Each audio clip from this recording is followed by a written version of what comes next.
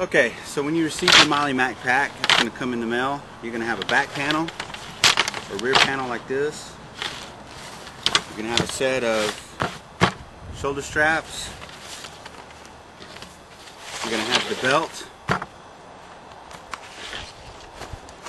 And if you ordered the option, you're going to have a front pack.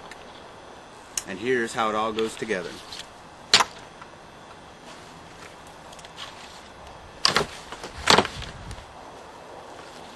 The front pack generally is going to come with cinch buckles in the back already attached, like so.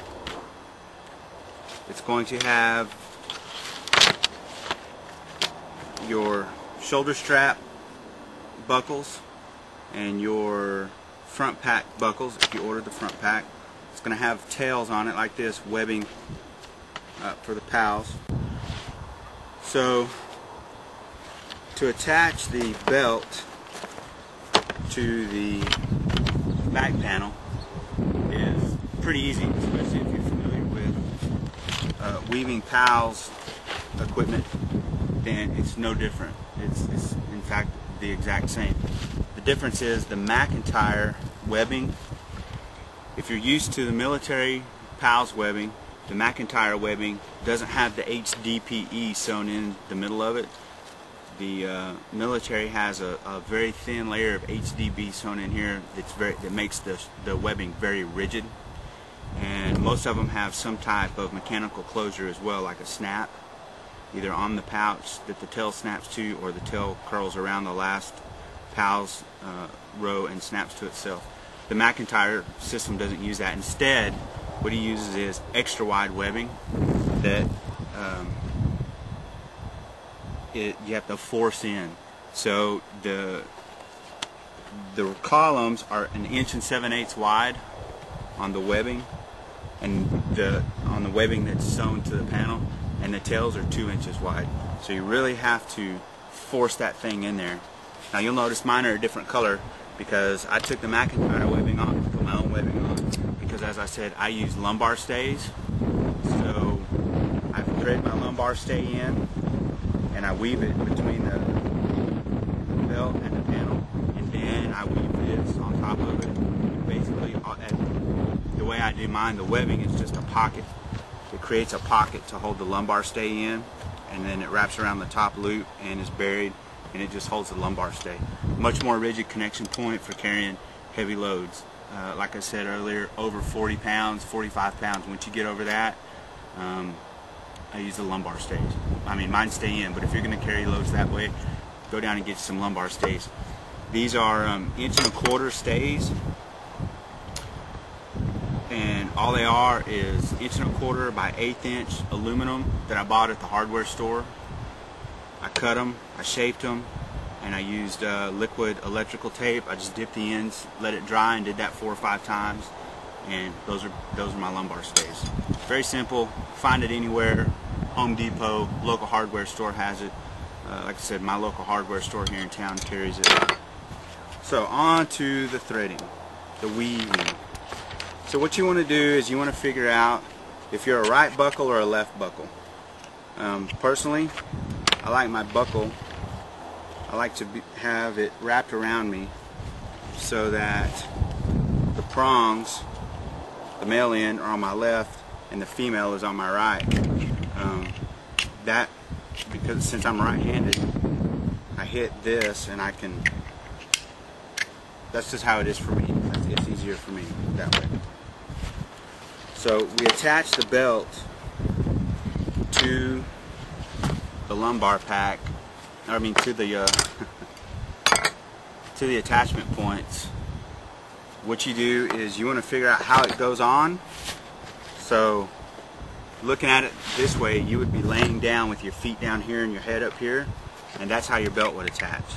And then all you do is you take the belt and you just roll it down 1 turn, just like that. Now you're ready to start weaving. I suggest you have a fid, some type of fid. This is an old Easton aluminum tent stake that I don't use these anymore because, well, I just don't use these anymore. But they work great for fids, and they work great for threading webbing through. like this. I've used groundhog stakes, I've used ballpoint pins, anything that you can use to thread this webbing through.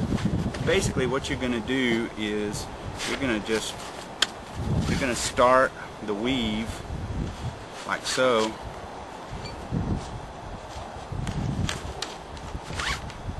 Okay, do all three, keep everything going at the same time, that way you don't lose your spot.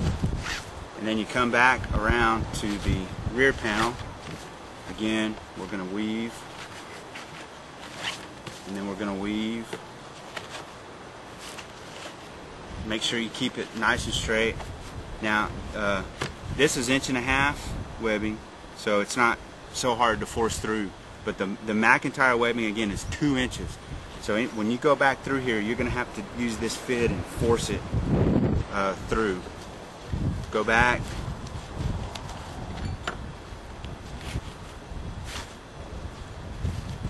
So you can see how this is going to attach. It's not that complicated, especially once you've done it 3 or 4 times. The good thing about having the McIntyre, the MacPack shipped to you fully disassembled is, 1, you get to learn how to assemble it, and 2, because it's so infinitely adjustable, if he did put it all together, chances are it wouldn't fit you anyway, so you'd have to take it all apart and put it all back together anyway.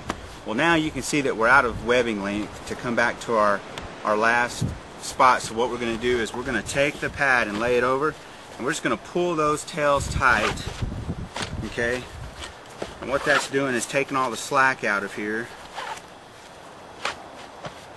like so. And now we can take and fold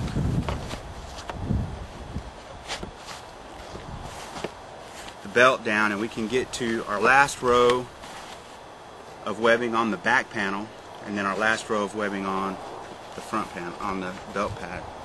So we're going to just thread that through there. So basically you're going under, over, under, over, under, over, from belt to pad, belt to panel.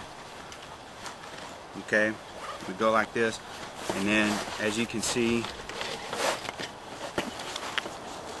we've gone under this one, we're about to go under this one. Simple stuff.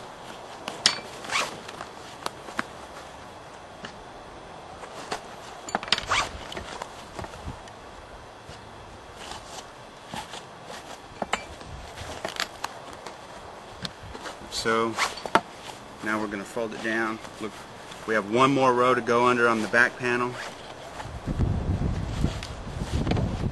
So we're going to go through it. Yeah.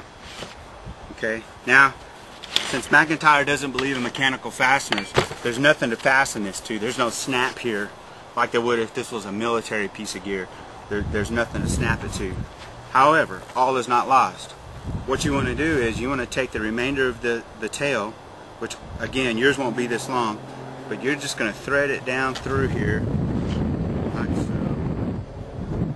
Okay, go about half the length of whatever your remaining tail webbing is, whether that's 1 or 2, and then you're just going to bring it back and you're just going to bury it. Okay, you're just going to bury that tail down in there. Alright, now you can bring it back up and bury it down in here, or you can just continue on down the belt like so. Just jab it down in there, get a nice good solid bury. Again, same thing here. See that? We're just going to take this tail and we're going to wrap it up, and then we're going to go under. Go under, over, through, and around as many pals, columns, and rows as you can, because friction is what helps keep this in place. Jab it down in there. Same thing on this one. We'll take our fid, jab it, right? And we're going to go through this one, under it. That'll give us a little more friction. Like so. And now we're going to take our fid and we're just going to bury that thing down there. Nice and tight. Now, it's attached.